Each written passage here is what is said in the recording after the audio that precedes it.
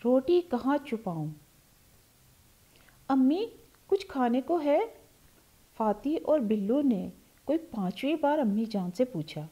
امی جان نے اپنا ہینڈ بیگ کھولا اور بسکٹ کا آخری پیکٹ کھول کر فاتح کو تھما دیا۔ فاتح نے 2 بسکٹ خود رکھے اور 2 بلو کو دے دیے، جو بھوک سے نڈھال اب سیٹ کی پشت سے ٹیک لگائے بیٹھا تھا۔ خشک بسکٹ حلق سے اترنے کا نام ہی نہیں لے رہے تھے۔ رہ رہ کو بلو کو صبح کا پراٹھا انڈا یاد آ رہا تھا، جو وہ صبح بیڈ کے پیچھے چھپا آیا تھا۔ آج سوموار تھا۔ امی جان نے فاتح اور بلو کو اسکول بھیج کر کچن میں آئیں تو انہیں دھچکا لگا۔ بلو کا ناشتہ جوں کا توں شیلف پر پڑا ہوا تھا۔ دودھ کا گلاس بھی اس نے بمشکل آدھا پیا تھا۔ فاتح نے آدھے سے زیادہ پراٹھا خالی ہی کھا لیا تھا، کیونکہ انڈا یوں پڑا تھا جیسے اسے کسی نے چھوا بھی نہ ہو۔ میں کیا کروں ان بچوں کا؟ امی جان بڑبڑائیں اور برتن سمیٹنے لگیں۔ ایسا اکثر ہی ہوتا تھا۔ جب امی جان زیادہ ڈانٹ ڈپٹ کرتی تو فاتح اور بلو پراٹھا کبھی اسٹور میں اور کبھی پڑھنے والی میز کے نیچے یا پیچھے چھپا جاتے۔ بعد میں صفائی کے دوران امی جان کو رول گول ہوئی روٹی ملتی اور کبھی ڈبل روٹی کے ٹکڑے۔ کھانا ضائع کرنے کی عادت فاتح اور بلو کو کافی عرصے سے تھی۔ کھانے کے وقت آدھی روٹی کھاتے، آدھی چھوڑ دیتے۔ ناشتہ کرتے تو کبھی ڈبل روٹی کے بہت سارے ٹکڑوں پر جیم لگا لیتے، جو یوں ہی بچ جاتے۔ کبھی پراٹھے کے ساتھ ڈھیر سارا اچار ڈال لیتے، جو ضائع ہو جاتا۔ چاولوں کی پلیٹ بھی ضرورت سے زیادہ بھر لیتے، اوپر سے دہی بھی ڈال لیتے۔ امی جان کہتی رہتی کہ جتنا کھانا ہے اتنا ڈالو، پھر تھوڑا سا ہی کھا کر ان کا پیٹ بھر جاتا اور آدھی سے زیادہ پلیٹ بچ جاتی۔ ابو جان نے مشورہ دیا کہ شاید بچوں کی بھوک کم ہو گئی ہے۔ وہ اگلے دن ہمدرد کا سیرپ خوباں لے آئے اور امی جان نے باقاعدگی سے فاتح اور بلو کو پلانا شروع کر دیا۔ اس سے ان کی بھوک تو بڑھ گئی، لیکن کھانا ضائع کرنے کی عادت جوں کی توں برقرار رہی۔ اس دن بھی فاتح نے ضد کر کے آلو کے چپس بنوائے اور لنچ میں ڈال کر اسکول لے گئی۔ جب بریک ہوئی تو اس کی سہیلی ندا کینٹین سے بند سموسہ لے کر کھانے لگی۔ فاتح کے منہ میں بھی پانی آنے لگا۔ اس نے لنچ باکس کیاری میں الٹ دیا تاکہ امی کی ڈانٹ سے بچا جا سکے اور کینٹین سے بند سموسہ خرید لیا۔ ایک دن بلو کو امی جان نے ناشتے میں جو کا دلیا بنایا، جو اسے بہت پسند تھا۔ پہلے تو اس نے اسکول کی تیاری کی اور پھر کہانی کی نئی کتاب اٹھا کر پڑھنا شروع کر دیا۔ پھر امی کی آواز پر دلیا کھانا شروع کیا۔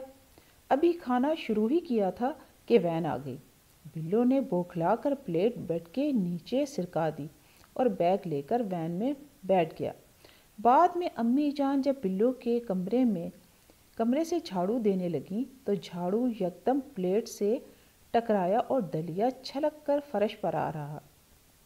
عید کے موقع پر وہ سب ناصر ماموں کے گھر نورپور بیس رہنے آئے ہوئے تھے۔ آج صبح انہوں نے ناشتے کے بعد واپس اسلام آباد جانے کا ارادہ کیا۔ نورپور بیس سے اسلام آباد کا سفر تقریباً 3 گھنٹوں پر مشتمل تھا۔ ابھی سفر شروع کیے 1 گھنٹہ ہی ہوا تھا۔ ابو جان نے سوچا کیوں نہ پٹرول ڈلوا لیا جائے۔ یہ سوچ کر انہوں نے گاڑی ذیلی سڑک پر واقع پٹرول پمپ کی طرف موڑ دی۔ یہ عید کا دوسرا دن تھا، سو اکا دکا ملازم ہی موجود تھے۔ پٹرول ڈلوانے کے بعد ابو جان نے گاڑی سٹارٹ کی تو وہ ایک ہچکی لے کر خاموش ہو گئی۔ اب کیا کریں؟ ابو جان پریشانی سے نیچے اترے اور پٹرول پمپ پر کسی مکینک کو بلانے چلے گئے۔ ویسے تو 2-3 مکینک ہوتے ہیں، لیکن یہاں صاحب عید کے دن ہیں، سبھی چھٹی پر ہے، ایک ملازم نے بتایا تو ابو جان کی پریشانی میں اضافہ ہو گیا۔ اب 2 گھنٹے سے زیادہ گزر چکے تھے اور بھوک کے مارے فاتح اور بلو کا برا حال تھا۔ وہ صبح ناشتہ کر کے نکلے تھے اور اب دوپہر کے 3:30 بج رہے تھے۔ یہ غیر آباد علاقہ تھا اور دور دور تک کسی سواری کے ملنے کا امکان نہیں تھا۔ یہ غنیمت تھا کہ امی جان چلتے وقت ہینڈ بیگ میں کچھ بسکٹ کے پیکٹ اور پانی کی بوتل رکھ لیتی تھیں جو اب کام آ رہی تھی۔ آخر دور سے ایک بس آتی دکھائی دی۔ ابو جان سڑک کے کنارے جا کھڑے ہوئے اور ہاتھ ہلانے لگے۔ بس رک گئی تو لیکن اس میں دل دھرنے کو جگہ نہ تھی۔ آخر ان کی پریشانی دیکھتے ہوئے مسافروں نے جیسے تیسے کر کے جگہ بنائی اور یوں ان کا سفر دوبارہ شروع ہوا۔ ابو جان نے گاڑی پیٹرول پمپ پر ہی کھڑی کر دی تھی کہ بعد میں ٹیکسی کے ذریعے لے جائیں گے۔ گھر پہنچنے پر سب سے پہلے امی جان نے کھانا لگایا جو وہ راستے سے لیتے آئے تھے۔ سب نے کھانا کھا کر اللہ کا شکر ادا کیا۔ فاتح اور بلو کو رزق کی قدر آج معلوم ہوئی تھی جب ان کے پاس کھانے کو کچھ بھی نہیں تھا اور وہ بھوک سے نڈھال ہو گئے تھے۔ انہیں بہت دنوں تک یہ سفر یاد رہا۔ اس دن کے بعد سے فاتح اور بلو میں ایک حیرت انگیز تبدیلی آ گئی ہے۔ پہلے بلو آدھی روٹی کھا کر سوچتا تھا یہ روٹی کہاں چھپاؤں۔ اب فاتح اور بلو کوششیں کرتے ہیں کہ کھانا ضائع نہ کریں۔ انہیں اللہ کے رزق کی قدر معلوم ہو گئی ہے۔ اب وہ آدھی روٹی چھپانے کی تگ و دو میں نہیں رہتے۔ چاولوں کی پلیٹ بھی اتنی بھرتے ہیں جتنی کھا سکتے ہیں۔